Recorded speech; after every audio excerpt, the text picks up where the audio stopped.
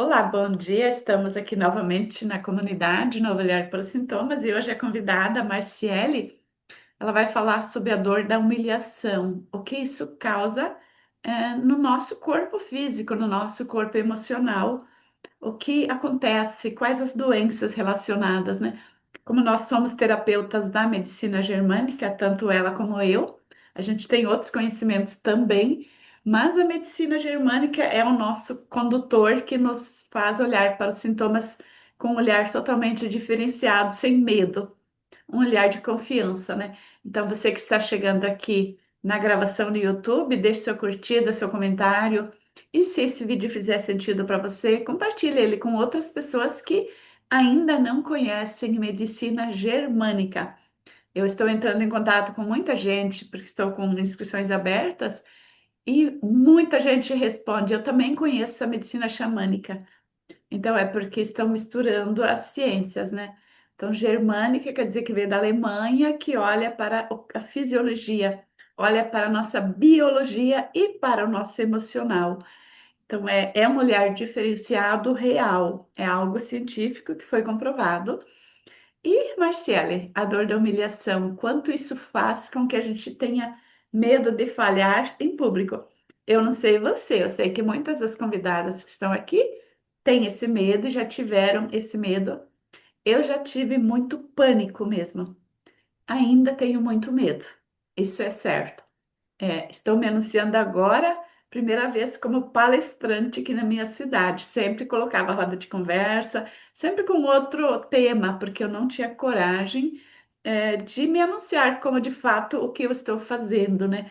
Então, esses subtítulos que a gente usa sempre escondem coisas que falam da gente, né? Então, me anunciar como palestrante, quando fiz o post, me deu um medo muito grande ainda, né? E dizer assim, o que sempre foca no outro, né? Não naquilo que a gente sonha. Então, muito bem-vindas todas as que estão aqui ao vivo e muito feliz com mais essa gravação hoje de manhã aqui. Então, Marcele, é contigo. Bom dia, meninas. Bom dia, pessoal do YouTube. Vocês que irão assistir depois. Nós vamos falar sobre o tão temido medo de falhar em público, porque nós não temos medo de falar. Esse é o medo. O medo de falar em público é um dos maiores medos que assola o coração humano. E na realidade, nós não temos medo de falar, nós temos medo de falhar. E hoje nós vamos entender aqui de onde vem esse medo, de onde vem essa humilhação, de onde vem isso tudo, onde que nasceu. Quando nós pensamos em medicina germânica, nós pensamos em raiz, nós pensamos nas profundezas, de onde vem, o que foi que aconteceu comigo que fez com que eu alterasse o meu organismo, alterasse a minha biologia, alterasse os meus tecidos, alterasse os meus órgãos. Medicina germânica é profundidade, não é superficial. E é ciência, né? Porque ciência é profundidade. Então, quem nunca sentiu aquele friozinho na barriga quando pensou em falar em público? Nós sentimos medo, nós temos vários sintomas, as mãos suando, o medo, às vezes o branco que dá, o coração acelera, aquela ansiedade, tem gente que tem até diarreia. Tudo isso é sintoma físico. E por que que umas pessoas têm e as outras não têm? Essa é uma bela pergunta. E existem pessoas que nem se colocam a fazer nada que possa aparecer, porque elas têm dificuldade de enfrentar esse medo. E não Então, hoje, percebem que é o medo que está fazendo isso. elas não percebem, elas vão dizer que eu não gosto, eu não quero me envolver. Eu sou Na realidade, quietinha, eu sou tímida. o meu jeitão é esse e tal. Mas existe uma dor aí que precisa ser olhada, né? Essa dor precisa ser vista, precisa ser olhada. Então, o que que é esse medo de falhar? Ele não é uma frescura e não é falta de capacidade e muito menos falta de inteligência. É o nosso sistema nervoso dizendo: Ei, isso aí parece perigoso. Por que que parece perigoso? Falar em público ativa exatamente a mesma parte do cérebro que cuida de ameaça social. Não é o microfone que nos assusta, não são as câmeras, não é o celular, não são as pessoas, é o julgamento. E de onde que vem esse julgamento? Qual que é a programação que eu tenho dentro de mim que fez com que o meu sistema nervoso acionasse isso? De onde que vem esse medo? Ele não vem da vida adulta. Ele não nasce da vida adulta. Ele nasce quando você é criança. Então, a fase em que mais nós precisamos de segurança emocional, que é a fase da infância, é justamente a fase em que mais nós recebemos crítica, comparação, piada e olhar torto. É daqui que nasce, desses impactos emocionais. Então, nós, diante da medicina germânica, nós podemos dizer que esse é o DHS, que foi o trauma, que foi impactante, dramático e vivido em solidão. Então, algumas frases que foram ditas. Não fala besteira. Fica quieto que você não sabe. Olha que feio, todo mundo vai rir de você. Você é burra. Para de aparecer. Tem uma frase que eu ouvia muito: quer aparecer, pinta a bunda de amarelo e sobe em cima de um poste. Nossa, Isso não é para você. Isso é grande demais para você. E sabe, uma vez nós fomos fazer um passeio, eu tinha uma turma de caminhada, de um projeto social que eu fiz, e chegamos lá, tinha tirolesa. E uma parte das meninas não queria fazer a tirolesa, porque elas tinham medo de altura.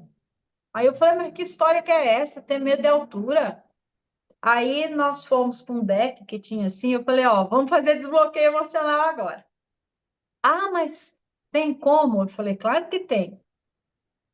E aí nós começamos a conversar e identificar qual era o bloqueio emocional que gerou aquele medo de altura, porque o medo de altura vai entrar aqui também, tá, meninas?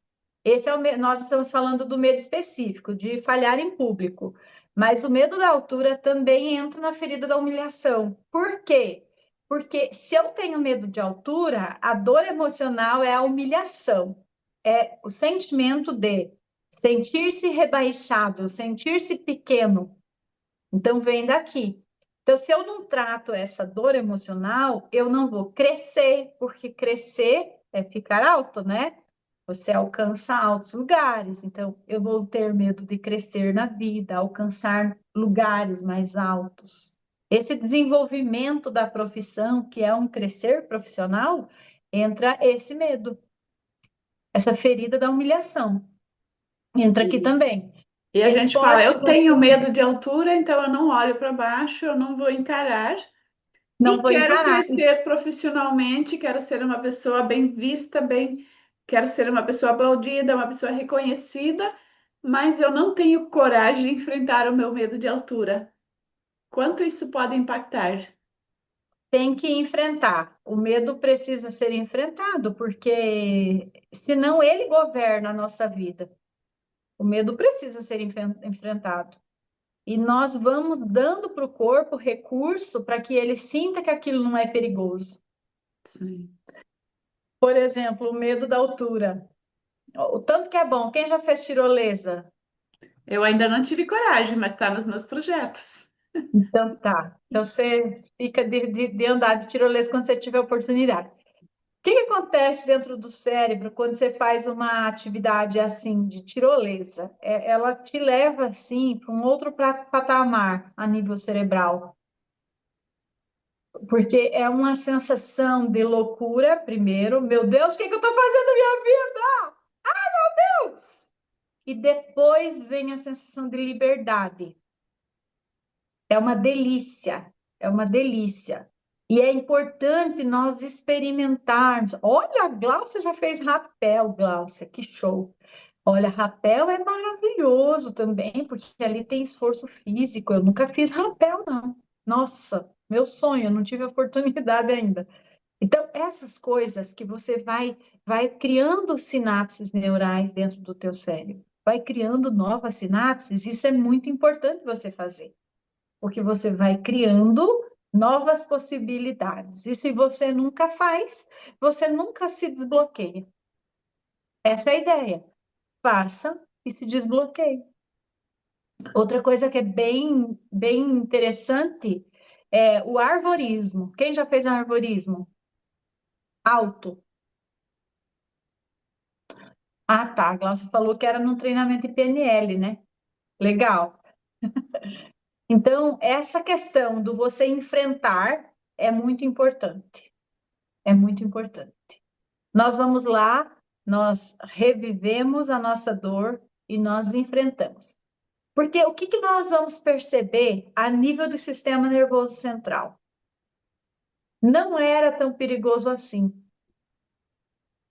Olha, não era tudo que eu imaginava. Não era tudo que eu imaginava. Não era tão perigoso assim. Não era tão difícil assim. Mesma coisa falar em público. Falar em público não é tão difícil. Eu só preciso começar. E se eu nunca começar, como eu vou saber que eu sei, como eu vou me desenvolver? Então, nós vamos. Muitas pessoas ficam presas aqui, na dor do eu não vou fazer, eu não vou seguir, e aqui elas criam um casulo e ficam presas Sim. nessa dor. Sempre é importante a gente lembrar de todas as escolhas que a gente fez desde criança, né? Tem muita gente que fala, ah, eu nem tenho desejo de falar em público, eu não tenho essa vontade, porque eu quero ser só uma terapeuta aqui, atender as minhas pessoas, ajudar as pessoas, eu quero ajudar muito, né? E eu não tenho desejo de falar em público, não tenho medo de falhar em público, só não é um desejo da minha alma, né? Mas aí, olha para a história da pessoa, desde os 5 anos, 6 anos, ela brincava de ser professora. Ela escolheu uma profissão onde ela precisava se comunicar, mas não se comunicou. Aí tem muitas coisas no lastro da gente que já mostram que sim, tem um desejo da criança de falar em público, mas o medo de falhar, ele domina. Aí a pessoa acaba contando histórias e acaba não identificando qual o verdadeiro propósito da vida dela, né? E esse é muito comum, porque a gente não se conhece em profundidade, como você falou antes, né, Marcele? Medicina germânica é a profundidade, né? Então, quando a gente atende pessoas, a gente sempre precisa olhar para a criança que ela foi, quais escolhas ela fez, o que fazia o olho brilhar antes de crescer, antes da adolescência, antes dos 7 anos, né? O que fazia, aí a pessoa fala, não lembro de nada. Piorou, se não lembra de nada, é porque tinha muita coisa e colocou, o medo tampou tudo, né? Então, a pessoa não se permite nem olhar para a criança que ela foi, que é a criança que ainda está dentro dela desejando fazer coisas diferentes. E como eu sou especialista em diabetes, eu estava atendendo uma pessoa essa semana que ela tem rastro na família de Alzheimer e de diabetes. E o que que é bem comum na pessoa que tem mãe, pai, assim, pessoas muito próximas, né? A pessoa que tem diabetes, ela é uma pessoa mais revoltada. Ela é uma pessoa que, eu queria muito, mas não me deixa, eu não consigo. É uma pessoa mais assim, ela continua brigando e quer fazer. Só que ela se vitimiza tanto que ela não consegue a força de ação, né? Ela não tem coragem de olhar para a própria dor. E a família do Alzheimer, ela tem muito assim, ai, é tão difícil, é melhor deixar quieto, ai, eu não dou conta, né? Aí o cérebro entende, nossa, é melhor apagar, porque É melhor é tão apagar. difícil essa vida, né? Então é aquela pessoa mais boazinha, aquela pessoa, claro, tem a fase quando chega no Alzheimer, a pessoa fica, tem uns que ficam bem briguentos também, porque tem o conflito ali de indigesto também antes do Alzheimer aparecer de fato, porque tem as fases. Mas quando tem na família, isso já é um forte indício de que quando a gente não vence os próprios medos, as próprias humilhações que a gente viveu, a gente só vai seguir o destino da doença genética da família, né? Exatamente. E falando sobre essa dor da criança, vamos falar sobre a ferida da humilhação, essa raiz da humilhação, onde ela nasce. Essa ferida, ela nasce quando o outro usa a nossa vulnerabilidade contra nós. É usar a nossa dor contra nós. Então, pode ter sido um professor, um pai, uma mãe, um parente, um colega de escola. O que que Alguém acontece? O corpo amado, guarda tudo. Uhum. alguém O que a corpo gente guarda gostava, tudo. né? É alguém, e assim, ó, não vai doer um estranho falar algo para mim, tá? Não vai doer. Mas vai doer alguém que eu tenho vínculo emocional profundo. E o corpo guarda. O corpo guarda, o corpo tem memórias, as células têm memórias. Então, quando você vai falar em público, o corpo não vê as pessoas. Ele vê a plateia como se fosse um tribunal. E a emoção que aparece é: vão me expor, vão rir, vão me invalidar, vão me invalidar. O medo de errar não é o medo do erro. O medo de errar não é o medo do erro.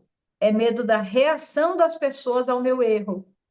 O que que as pessoas vão fazer quando eu errar? O medo é medo do riso, é o medo do olhar julgador, é o medo da rejeição. Por isso que aqui nós que somos pai e mãe, aqui mães, né? Você que vai assistir, pai, mãe. Quando a criança, quando teu filho erra, errar não é um problema. Só que aí entra a nossa parte. A conversa, o acolhimento, mostrar realmente as consequências daquilo sem expor. Trabalhar o caráter da criança sem machucar. Isso tem que estudar. Eu vi o doutor Marcelo falando essa semana, Marcelo Danuca falando que tem que estudar para ser pai e mãe. E eu concordo com ele. Eu concordo completamente com ele, que nós devemos estudar sim, para ser pai e mãe, porque nós estudamos para tudo. Nós estudamos para nossa profissão, nós estudamos para concurso, nós estudamos para tudo. Nós estudamos para atender melhor os nossos clientes, mas muitas vezes nós falhamos na coisa mais importante, que é a nossa família, a nossa casa. Nós não estudamos sobre família, o que é família? O que é família? Quais são os valores da tua família? O que é importante para a tua família? Você sabe? Tem escrito isso no papel? O que é mais importante? O que você não abre mão? Quem é mais importante para você? Qual é a ordem? Nós estudamos sobre relacionamento conjugal? Quanto tempo nós estudamos sobre isso? Nós estamos num relacionamento. Então, nós precisamos estudar aquilo que realmente é importante, e sim, a gente precisa investir tempo em estudar e aprender, né? Então, outra ferida que aparece bastante é a cobrança exagerada. Essa cobrança exagerada, ela deixa aquela sensação de que eu preciso ser perfeito. Eu só serei aceito se eu for perfeito. E será, gente? Né? Será? Será? Então, nós percebemos que as coisas não vão nascendo do nada na nossa vida. Então, essas cobranças, elas nascem lá na infância. Quando a criança aprende que amor e aprovação vêm condicionados. Amor e aprovação vêm condicionado. Então, eu só te elogio quando você acerta. Tem que ser, você tem que ser o melhor. Não pode me decepcionar. Se esforça mais. Aquela coisa que a criança chega e com a nota 10 com a nota 8, a mãe e o pai falam, não fez mais que a tua obrigação,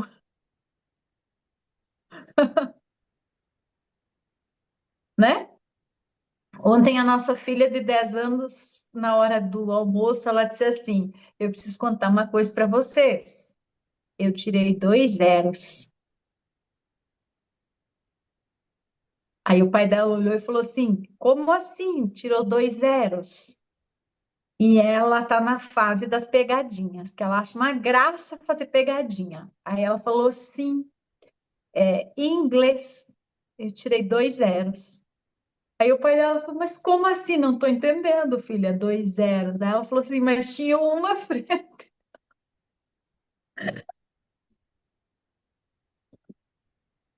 É. Aí fica mais leve, né? Porque quando a criança tira zero mesmo, normalmente ela esconde, porque é só a gente olhar para o nosso passado, como a gente fez com a mamãe, isso que eu estava trazendo, né? Que nem a Luana comentou, né? Tira 9, por que não tirou 10, né? Ainda muita cobrança. E quando nós, como terapeutas, não conseguimos andar para frente, não conseguimos que as pessoas queiram se tratar com a gente, não conseguimos confiar, ter autoconfiança, é porque essa dor da humilhação ali, a gente tirava 9, mas para o nosso pai, para nossa mãe, ou para o nosso professor que queriam o nosso bem, eles achavam que a gente podia dar mais, né? E estavam certos, só que a criança entendeu, eu não sou boa o suficiente, eu ainda não estou pronta. Eu não sou. Eu ainda preciso estudar mais, eu preciso comprar mais um curso. E a nossa criança continua nos sabotando se a gente não identifica o que a gente está fazendo. A Glaucia comentou que Exatamente. quando ela teve os filhos, tinha livro A Vida do Bebê, ensinava só até os 2 anos. Já era um grande progresso, Glaucia, no Um meu grande tempo. progresso. Eu fui mãe e comecei a estudar sobre isso depois que eles estavam adultos, né? Então, a gente comete erros não porque quer errar, assim, nossos pais também fizeram isso, né? Então, a gente nunca pode julgar o que eles fizeram, não pode criticar. Eles fizeram tudo pensando que era o melhor, só que a criança entende. Eles não me amam se eu não tiro 10. Eu só serei amado se eu for o melhor. Olha que peso isso. Sim. Uma família de muitos irmãos, isso é pesado porque tem a competição, a comparação. Olha teu irmão, olha lá. Aí aquele que só tem um filho, é toda a pressão em cima. Não sei qual que tem o fardo mais pesado, né? Mas filho único normalmente adoece mais, porque a E essa cobrança é muito. Essa pressão toda, ela vai fazer com que o indivíduo entre sempre no modo sobrevivência, ele fica reativo, reagindo, né? E aí aqui, quais doenças nós vamos desenvolver? Gente, várias. Não tem como nem dizer, porque você pode desenvolver desde uma sobrecarga no coração, você pode desenvolver uma diabetes, você pode desenvolver uma questão de vesícula, de pedra de vesícula, você pode desenvolver um problema de estômago, porque não consegue digerir, você pode desenvolver aí uma questão no intestino, porque você não conseguiu absorver, você pode desenvolver problemas nas costas, dores, artrose, artrite, hérnias, gente, tanta coisa, tanta Sim, coisa. Essa semana eu atendi um caso interessante, um homem de 78 anos, uma família de 11 irmãos. Ele era o número 9. E ele, muitas tragédias nessa família, uma família de 11 homens. E ele desenvolveu um problema na cervical. Mas olha que interessante. Todos os homens da família alcoólatras. 2 assassinados e 2 morreram na valeta. Morreram assim, acharam morto. 2 assassinados, 2 morreram na valeta. Tem só 3 vivos até hoje. E ele desenvolveu assim, porque quem ficou para cuidar foi o irmão número 3. E o número 3 ele não cuidou da família. E daí o pai morreu. Ele não cuidou, ele deu um golpe na família e foi-se embora. E aí, quem assumiu a carga, adivinha? Foi ele, o número 9. Pense que peso. E quando eu fiz uma atividade sistêmica com ele, mostrando esse peso. E ele falou: Nossa, como eu ia perceber isso sozinho, né? Como eu ia perceber isso sozinho. E ele falou: É possível que eu já possa sentir um alívio nas minhas costas? Porque nós fomos fazendo falas sistêmicas para ele liberar esses irmãos, né? Liberar. Ele não era o pai dessa turma. E aí ele foi liberando, liberando, e ele falou: Marcelo, é possível que eu já sinta alívio no meu corpo? Porque ele sentiu, ele estava sentindo alívio já. Eu uhum, falei: sim, é possível. Então, olha que maravilhoso. Por isso que quando a gente pensa em medicina germânica, a gente pensa em profundidade. Não é água rasa, é sempre lá no fundo do oceano. A gente vai buscar lá na raiz. É as raízes que a gente quer. A gente Às quer vezes tratar as tem, raízes. às vezes em caso de famílias assim, eu também já atendi pessoas em situações semelhantes, aí parece assim que tem família, é genética, problema cardíaco, né? Todos na família morrem do coração, né? E parece que é genético, e tem tudo indica que é genético, até as crianças que nascem têm aritmia, já têm problemas, nascem com problemas do coração mesmo, eles já têm que fazer cirurgia quando são bebês, né? Então isso é muito comum, mas é porque olha a carga que uma família dessa carrega, porque tudo disfuncional, tudo desequilibrado, né? E o corpo todo entra em desequilíbrio, né? Você falando sobre as doenças possíveis de desenvolver, a maioria das pessoas que eu atendo que chegam na diabetes ou chegam nos problemas cardíacos estão vivendo a dor da injustiça. Não é justo, a vida é muito pesada, a vida é muito... não é justo, eu merecia uma vida melhor, né? Então, a injustiça, como ela impacta o intestino, porque tem a ver, eu não consigo digerir isso não é justo comigo, né? Aí muitas vezes a hemorroida também, tantas coisas impacta e é automático que a diabetes tem que vir para tirar a pessoa daquele buraco, né? Porque se a A pessoa pressão vive, alta, né? A pressão alta precisa vir. se precisa vir a pressão alta para Precisa tirar a vir. pessoa, para ter forças para sair dali. E nós aprendemos que é doença, então toma lá um simvastatina, toma alguma coisa lá para o coração, toma para tirar o sintoma e a pessoa continua se sentindo injustiçada, né? E o corpo inteiro entra em reação, né, para ajudar a pessoa a sair dali.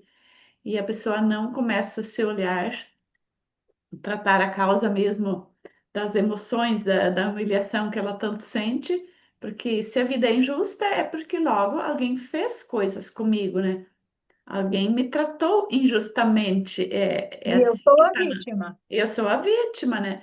Então, se eu sou a vítima, alguém é o culpado e continua culpando a vida pelos fracassos. Automaticamente entra numa frustração tão grande.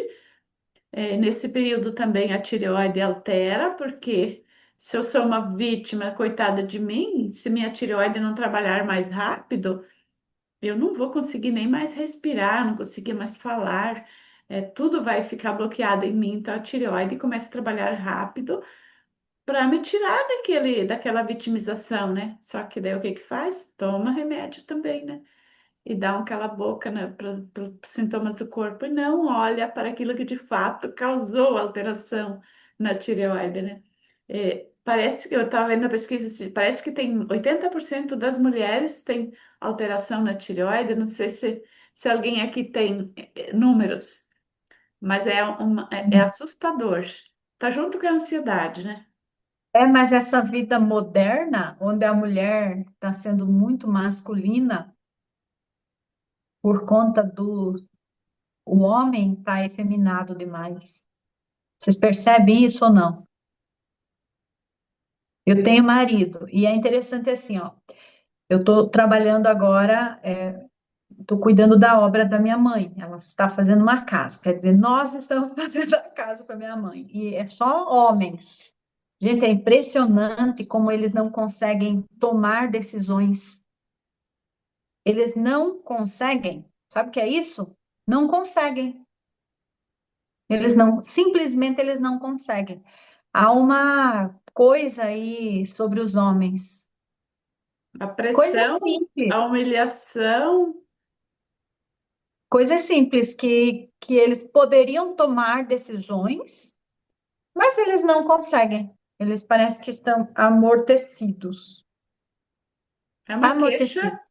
a E queixa de toda mulher é essa, né? especialmente diante de um problema, de um caos, de um caos. Porque teria que agir, né? O masculino age, o masculino é vida, o masculino é ação. E o que está por trás disso? A Existe mãe, uma dor emocional. a mãe dominadora, o pai dominador, fez com que essa criança crescesse como uma pessoa que deixamos de fraco. E eu nem diria que o pai é dominador. Tá aqui cadê a menina que é psicóloga? Marilda, Eu não- A Marilda. Marilda, o que que você percebe no consultório? Porque assim, o que que a gente percebe? A mãe dominadora e o pai omisso. Marilda, fala para nós um pouco Oi. aqui. O que que você acha? O que aparece aí, nesse aspecto aqui? Mãe dominadora e pai omisso? Você consegue identificar isso? E aí Isso, é, cria uma criança, a perfeito. criança vem, se espelha no pai. se espelha no pai. Porque onde o pai deveria tomar as decisões, ele se E omite de fazer o papel dele, né? e uma coisa que eu ainda percebo é que ao longo do tempo a criança vai crescendo, se tornando adolescente, ali a mãe vai dominando, e às vezes chega na fase adulta, não rompe aquilo que deve ser rompido, aquele cordão umbilical, não, às vezes não rompe, e aí a pessoa, né, às vezes casa, vai para sua casa e chega lá, ainda para tomar decisões, ainda vai buscar a mãe, a ajuda da mãe. Alguns não, alguns falam, chega, chega, não quero mais. Outros não, outros ficam dependentes da mãe para tomar as decisões. Ou, quando não, fazem da esposa uma mãe. Escolhe uma Exatamente. esposa que só continua o que a mãe já começou, né? Isso. Papel, o papel. Uhum. Poxa vida. Obrigada, Marilda. Por nada. Então, o mecanismo no corpo, o que que vai acontecer no corpo? Nós já falamos, né? É, na hora da pessoa falar, na hora dela expressar, na hora dela mesmo desenvolver, o coração vai acelerar. Nós falamos de algumas doenças, a boca fica seca, a mão vai suar, vai dar aquele branco na cabeça. Então, isso não é fraqueza, gente. Isso não é fraqueza, é o sistema nervoso ativando o modo ameaça. Opa! Tá aqui, tô sentindo ameaça. Então, o teu corpo, ele vai sempre te proteger de um perigo que nem existe mais, mas o teu corpo tá defendendo você, protegendo você. Se é que esse perigo é emocional e não físico. Na maioria das vezes ele é emocional, né? E nós acreditamos que é uma verdade absoluta. Por isso que nós precisamos fazer as terapias, porque a terapia é esse caminho que te leva a entender essa raiz. E compreendendo essa raiz fica mais fácil. Sim. É onde eu vou para desatar o nó. Eu vou desatar aquele nó. Silvina, quanto tempo eu tenho ainda? Não Olha, consigo temos, ver aqui. tem algumas Temos certo? perguntas que é Tá. interessante Então, também. espera aí que já vamos responder. Só deixa eu falar uma coisinha aqui. Como que nós vamos reprogramar tudo isso, meninas? Tá, eu descobri. Alguém aqui descobriu já alguma questão da infância? Conforme a gente vai falando aqui, você se antenou alguma coisa que aconteceu com você? Você já entendeu algumas coisas aí? Que a gente vai conversando, a gente vai entendendo, né? Talvez se alguém quisesse partilhar, dá tempo? Dá Alguém tempo? comentar algo? Trazer algum caso A Luana real? várias. Que legal. Quer Diga, compartilhar, Luana, Luana? porque Eu trazendo vou falar. situações reais, fica mais fácil de Aham. quem for assistir também se identificar. Bom, me identifiquei em vários, né? Várias colocações. Do se aparecer, coloca uma melancia no pescoço. A história de falar em público. Às vezes eu desenhava e meu pai falava, não dá trela para ela, ela fala demais. Aí eu juntava minhas bonecas enfileirada na escada e bicho de pelúcia e ele falava, agora você achou uns doidos aí para te ouvir, né?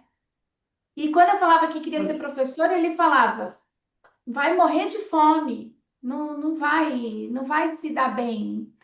Então, vários movimentos de exposição, e isso que a Marciele falou, né? Sobre quando o outro usa sua vulnerabilidade contra você. Eu vivi isso muito na pele, de expor. a minha vulnerabilidade. Só que muitas vezes era algo que eu julgava, eu, Luana, percebia como uma diferença, uma força. Aí eu desenhava a minha própria história de um quadrinho que eu lia, eu dava a minha interpretação. Aí ele falava, só tira, não sei de onde você tira essas ideias. Só sai, abre a boca para falar merda. Só fala coisa que não sei, ideia de jirico. Então, várias percepções aqui de a história da nota. Chegava super feliz em casa, nossa, vou mostrar minha nota. Tirei 9, tirei 8. Aí ele fazia isso, né? Meu pai, minha mãe, não fez mais do que obrigação. Mas por que você não tirou 10? Você só estuda nessa vida. Então, é assim, tudo que vocês foram falando, de dor da humilhação, dor da rejeição, essa autoexigência, meu Deus, parece que estava descrevendo a minha vida, assim. Aí fica Muito. aquela pessoa que Como planeja ações, mas não consegue ir para o campo, fazer Eu as sou coisas uma ótima acontecerem. planejadora. Eu sei estruturar qualquer coisa, mas me manda fazer alguma coisa. Eu tô sempre me sentindo travada. você conseguiu ressignificar isso, Luana? Várias camadas. Hoje eu Uhum. atendo pessoas, né? Sou terapeuta. Aí, com a visão sistêmica e várias camadas de ruptura, mas ainda me sinto, né? É como eu costumo dizer, a gente olha para a raiz que é possível no momento, né? Mas ainda tem chão, viu, Má? Luana já foi diabética também, né? Já. Então, a Olha só. Glaucia estava falando que já mudou muitas coisas, a tireoide já mudou, porque ela também está na comunidade Despertar do Diabetes já na terceira vez, né? Porque é que nem você está falando em ressignificar, né? A Viviane quer falar e dentro do tema, senão vamos deixar a Marciele falar sobre como é ressignificar. E depois é sempre importante quem for falar abrir a câmera primeiro, né? Luana, obrigada, tá, pela contribuição. Você quer concluir o que você estava falando, Marciele, para depois, quem mais quiser abrir? Viviane já tinha levantado a mão, ela pode falar, daí sim. Cadê? Vai falar alguém? Pode falar. Pode falar. Posso falar? Assim, eu fui assistindo e me identificando, porque, como a colega falou, assim, até a gente se emociona, porque a gente viveu muito, eu vivi muito isso, principalmente em escola, porque a minha mãe era diretora e foi coordenadora há muitos anos, então eu tinha que ser a filha perfeita, exemplar. E assim, eu tento romper hoje, eu ainda tenho essa dificuldade, que nem assim, eu tenho 2 cursos de germânica, mas eu não consigo pôr em prática. E é uma medicina que eu sou apaixonada. É coisas que eu estou colocando muito na minha vida. Mas assim, tem sempre o bloqueio de quando. Parece que eu falo bem assim, parece que quando eu vou falar da germânica, tem que ser tudo tão perfeito que eu volto lá atrás. Você tem que ser perfeita. Você tem que falar impecavelmente. E assim, eu não consigo avançar, sabe? Eu falei, gente, o quanto as dores que a gente traz na infância, se a gente não olha para isso, a gente vai levando e projetando nos nossos filhos, né? Eu tenho uma filha aqui que eu não cobro dela, porque eu sempre falo, meu Deus, eu não vou fazer com ela o que eu recebi a minha infância inteira. Então, assim, eu tento, mas inconscientemente, ela toma a minha dor de ser perfeita, É de mais ser forte do que a sempre. gente faz, né? Não, é muito, e eu falo, meu Deus, eu preciso me curar, olhar para dentro de mim para mim conseguir ajudá-la e romper isso, porque assim, a germânica é uma coisa que eu apaixonei por essa medicina, e assim, cada vez que eu vou estudando, e assim, eu sou de buscar cursos, eu já tenho 2 cursos de professores diferentes, eu falo, não, eu tenho que parar, eu tenho que pôr em prática, mas sempre eu volto lá naquela criança que falava assim, você tem que tirar 10. Aqui você não pode conversar, você tem que dar exemplo, você é minha filha. Nossa, isso bate muito, muito em cima quando eu tento me expressar a Aí, partir do que eu quero, sabe? aí É entra muito aquilo que a difícil. Marciele falou antes, Viviane. A gente precisa mostrar para o nosso corpo e para o nosso emocional, para o nosso psique, porque o DHS vem desses três lados, né? A gente precisa mostrar que não é tão perigoso assim falar. E você vai mudar essas informações se você for fazendo, porque você viveu quantos anos repetindo que é perigoso falar. Agora você quer em duas lives perder esse medo? Não vai ser isso, né? Porque se você viveu 40 anos com medo de falar, você precisa respeitar o teu processo de cura, que ele vai ser um pouco mais prolongado, né? Então, eu vivi há mais de 50 anos com a dor da humilhação e da rejeição, ela continua presente, né? Só que ela não domina mais, né? Agora eu já consigo, quando alguém manda uma mensagem e pergunta quanto custa o teu tratamento, eu já consigo dizer, eu não consigo te falar o preço do meu tratamento se eu não sei quanto doente você está, né? Então é igual ir no médico, vai lá, liga para o médico e pergunta quanto custa o tratamento completo para me curar. Ele não tem como se ele não fizer exames, se ele não souber o quadro real da pessoa. Então, nós da medicina germânica também a gente tem que aprender como a gente vai interagir com as pessoas, né? Mas enquanto a gente está lá com medo da humilhação, a gente não vai se posicionar. Essa é uma das coisas que eu mais trabalho na comunidade dos diabéticos, é que né, a Cláudia falou que ela já está pós-graduada, porque falta um posicionamento leve, equilibrado na vida. E quando a pessoa não se posiciona, ela está na vítima. Porque a pessoa, o cliente vem para mim e pergunta algo e eu não consigo ser clara com ela, não consigo me comunicar com clareza, é porque está confuso dentro de mim. Por que está confuso dentro de mim? Porque tem dores que não me deixam ver com clareza, né? E isso vira um ciclo vicioso de paralisia. O Leôncio sempre fala das três situações que nos adoecem, que é o emocional, o psicológico e o corpo, mas ele fala da paralisia. E tem tudo a ver, porque se eu não ajo diante de comprar cursos, eu também, desde 2020, eu renovo a Germânica, todo ano eu renovo, né? Porque eu quero estar presente no grupo, né? Porque eu não vou crescer se eu não estou conectada com a raiz, que nem a Marcela trouxe antes. E, então, renovar é uma coisa, agora aplicar precisa estar enfrentando os medos, porque se a gente não enfrenta os medos, comprar mais um curso de constelação familiar ou de hipnose, comprei tantos cursos também para me dar mais autoconfiança, ajudou, mas não enfrentar os próprios medos vai paralisar do mesmo jeito, né? Marciele, quer fazer a tua parte? Nós tomamos teu tempo, mas ainda tem tempo. Então, como reprogramar? Você precisa devolver para o corpo a segurança. O corpo está sentindo insegurança, então você precisa devolver para o corpo a segurança. O corpo precisa. E o sistema nervoso central, meninas, o sistema nervoso central é a coisa mais incrível que Deus criou, porque ele sente cheiro, ele interpreta, ele percebe, ele sente. O sistema nervoso sente. Ele sente tudo, tanto que nós usamos esse sentir o tempo todo. Então, como? Práticas simples para você ir reprogramando. Respiração. Respiração. Esse é um fator. Nós respiramos errado, tá? A própria crise de ansiedade, você consegue fazer a pessoa sair da crise de ansiedade se ela respirar certo.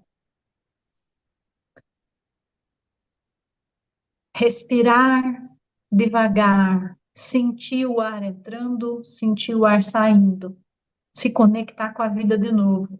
Porque daí o que que acontece? Quando eu fico nervosa, eu tô conectada a quê? A vida ou a dor? A dor. Então, quando eu me conecto à minha respiração, eu me conecto comigo, me conecto com Deus, me conecto com a vida, com o universo. E isso é frequência.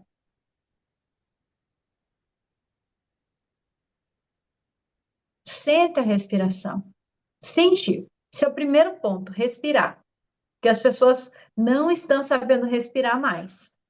Segundo ponto, falar mais devagar para mostrar que você está no controle. Sente o que está falando. Começou a ficar nervoso? Geralmente nós aceleramos a voz e... Não, vai lá. Fale devagar. Dá tempo. Quando você tem alguém com crise de pânico, crise de ansiedade, não fale rápido com essa pessoa. Outra dica: fale devagar, dá espaço, porque quando você dá espaço, ó, ó, ó, percebam o que eu estou fazendo. Eu estou dando espaço para vocês pensarem. Ó, percebam? Eu dei espaço. Então, dá espaço para a pessoa refletir. Isso é muito importante. E dá espaço para você também. Às vezes a gente não dá espaço para a gente, às vezes a gente não dá tempo para a gente. Então, treina também pequenas exposições. Treina pequenas. Antes das grandes, vai treinando pequeninas. Faz um story. Você não precisa fazer nada perfeito, você precisa fazer. O mundo não está querendo que você seja perfeito. O mundo quer pessoas reais. Alguns anos atrás, uma professora de Instagram, que ela entendeu que eu estava com a dor da humilhação, da rejeição, ela me deu como tarefa um ano inteiro gravar 3 stories ao vivo, gravar e postar. Eu sei que eu paguei muito mico. E até hoje, quando eu vou gravar uma live, eu não tenho medo, mas para gravar uma story eu ainda tenho, porque a julgadora que está em mim é o que eu vejo nos outros, né? Então, se você não gosta de fazer algo, é porque você também olha para o outro do mesmo jeito. Marciele falou antes, a gente tem medo do julgamento, é porque a gente é julgadora, né? Então, a gente se critica muito, né? Então, eu paguei mico, eu tive coragem de me expor, mas eu não assistia, porque entrava em outro DHS se eu fosse assistir, né? Então, tem que respeitar o processo da gente e mostrar para o corpo. Ninguém me mata se eu fizer história mal feito. Porque isso que nossa biologia entende, enfrentar os medos. Eu vou morrer se eu fizer uma história mal feito? Não. Agora, eu vou morrer se eu não enfrentar meus medos? Sim. Vou morrer do mesmo jeito, mas a qualidade de vida que eu terei enfrentando meus medos é outra, né? É outra. Verdade. Só um pouquinho, meninas. Alguém quer abrir o microfone e falar algo? Ainda temos alguns minutos.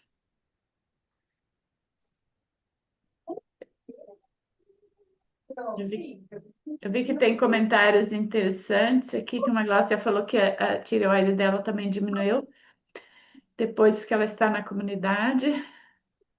A Luana trouxe sobre relacionamento abusivo, as pessoas que o casal que não está em equilibrado automaticamente entra em relacionamento abusivo e se repete tudo que estava no sistema.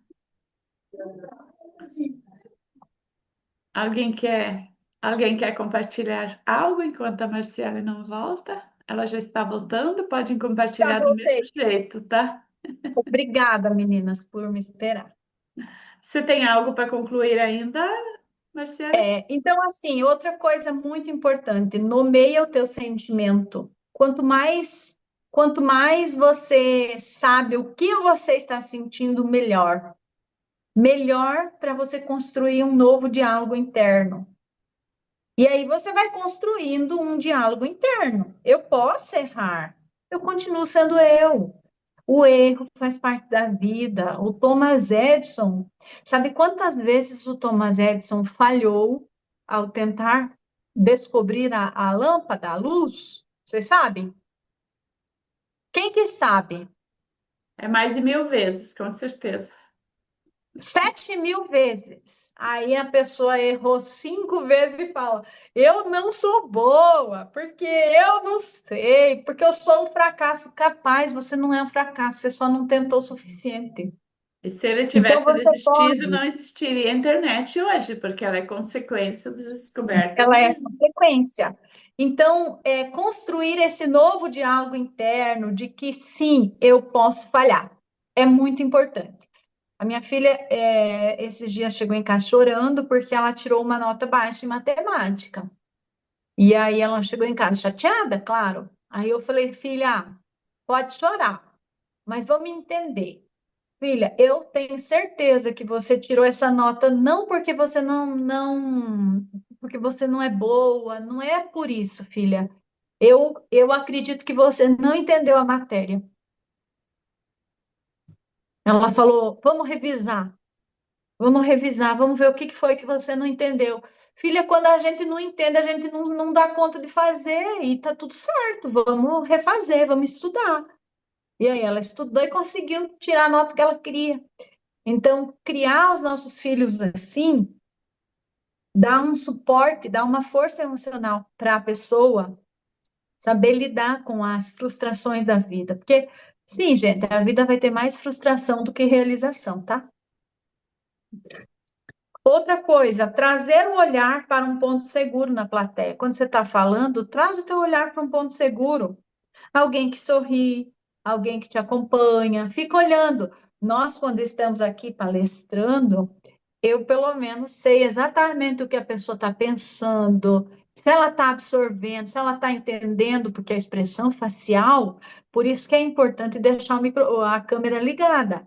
A gente está aqui numa aula online, mas a gente está percebendo. Eu consigo perceber se está na hora de mudar, talvez, o jeito de falar, se precisa fazer algo diferente, se caiu na monotonia, se o cérebro entrou na hipnose, porque as pessoas entram na hipnose, Sim. escutando, elas entram em hipnose facinho. Então, nós aqui olhando, a gente vai percebendo, e isso é com o tempo, meninas. Isso é com o tempo. Não tenham pressa, comecem.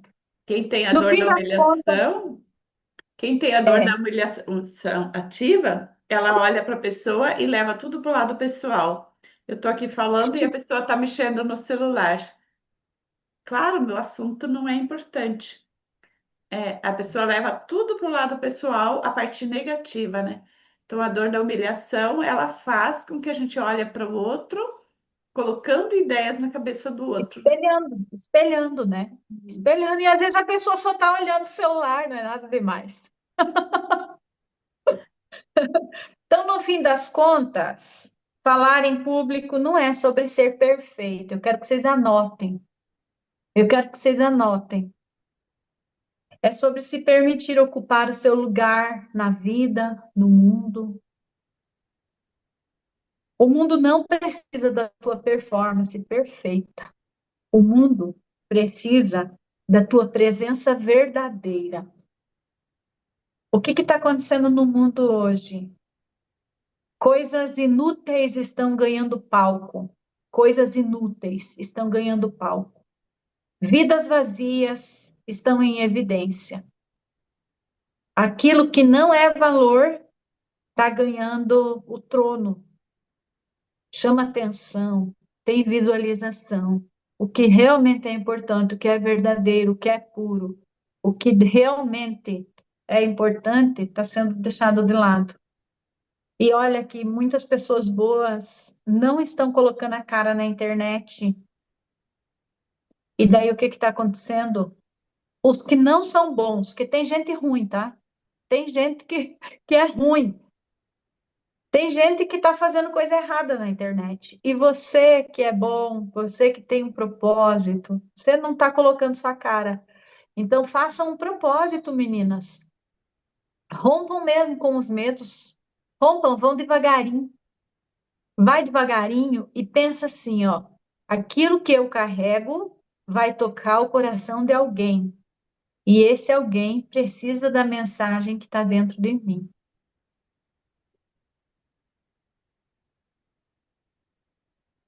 Alguém precisa da mensagem que está dentro do meu coração. É por isso que nós estamos aqui. E quando nós, é, por medo, por bloqueio, por trauma, não fazemos o que precisamos fazer, vai ficar um vaziozinho ali. Vai ficar um vazio. A gente está contribuindo indiretamente com as coisas ruins que acontecem na vida, A gente está contribuindo indiretamente. né? A É gente está duro escutar permitindo isso, tá? o É. pecado da omissão que a gente aprendeu, né? O É, pecado da omissão. É.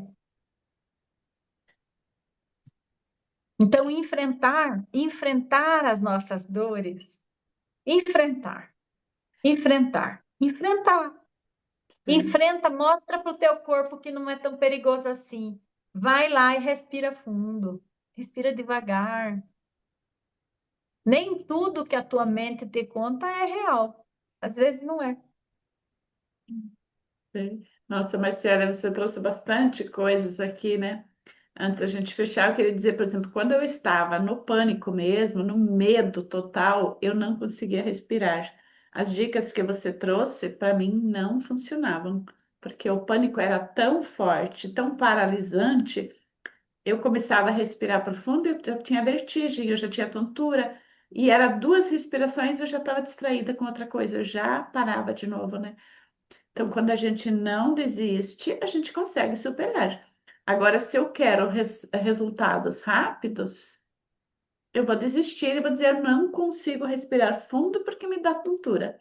Eu não É, consigo fazer uma live porque eu não sei falar direito, porque eu não tenho meus seguidores. Agora é uma desculpa tão boa que apareceu. Grave no Zoom e posta no YouTube. Lá as pessoas vão te achar no YouTube e vão te seguir no Instagram.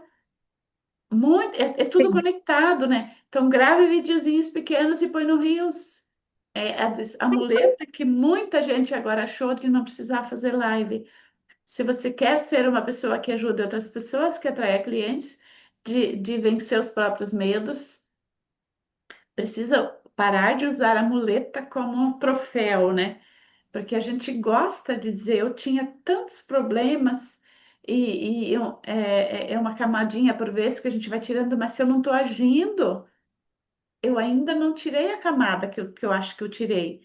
Porque se eu não ajo, é porque eu ainda estou presa lá no medo. Então, o medo ele vai continuar dominando. Eu fiz uma imersão esses dias para concluir.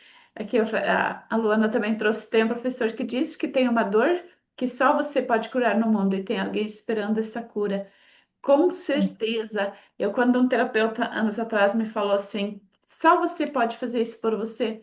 Ai, me deu até raiva dela, né? Porque eu digo assim, eu queria que ela fizesse para mim, eu estava pagando.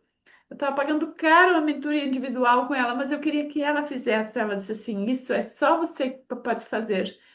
E as tarefas que ela me passava, eu sei que fizeram diferença. Então, a gente precisa, assim. Eu tenho uma pulseira que eu recebi esses dias numa imersão. Diz que eu quero, eu penso, eu sinto, eu ajo, eu consigo. Então, o primeiro passo, eu preciso querer sair da dor da humilhação. Normalmente as pessoas não querem. Quem está na comunidade dos diabéticos sabe, a gente está lá trabalhando os 7 motivos de continuar com a doença e 7 motivos sete coisas que eu terei se eu me curar, né? E a maioria Uau, não está conseguindo achar, não está conseguindo me mandar a tarefa, porque o querer que ainda está legal. muito superficial, né? Então, quando você tem É, um problema, procure 7 motivos para você sair da dor da humilhação, né? 7 motivos, 7 coisas que você vai ter benefício. Então, sempre é. vai ter muita coisa. Eu estou com as malas prontas aqui, que eu vou fazer a primeira viagem com meu marido. Só nós dois. Olha, Ai, que chique, que até me romântico. emociona, não ia falar isso aqui ao vivo, né? Então, tem coisas que não tem idade para a gente fazer a primeira vez. Lua de E mel? olha que eu já sou uma pessoa já há muitos anos de casada, né? Então, nunca me permiti tirar férias sozinha com o esposo, né? Já nunca deu certo, sempre quis, né? Então, tem coisas que a gente nunca dá certo porque a gente não se permite. Nunca é culpa do marido, nunca é culpa da falta de dinheiro. É porque a gente não se sente no direito de fazer isso, né? Então, gente, a gente tem direito a tudo que a gente se permite. E a gente pode É ter isso uma aí. vida abundante, uma vida leve, uma vida feliz, sem doenças. Isso é que a gente sempre precisa lembrar. Não existe sentença. Eu sou de mãe diabética, minha família, todo mundo tem diabetes, tem Alzheimer, tem esclerose múltipla, tem demência, tem de tudo nas minhas raízes, né? Mas a gente é livre para escolher quais os genes a gente vai seguir.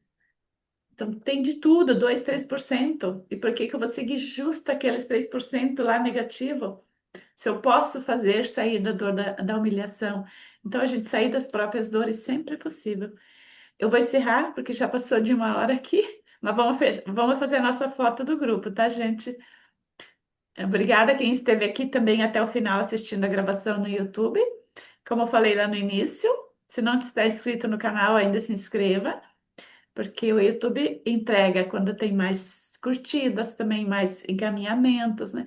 E aos pouquinhos a gente vai estar semeando flores que a gente mesmo também vai colher.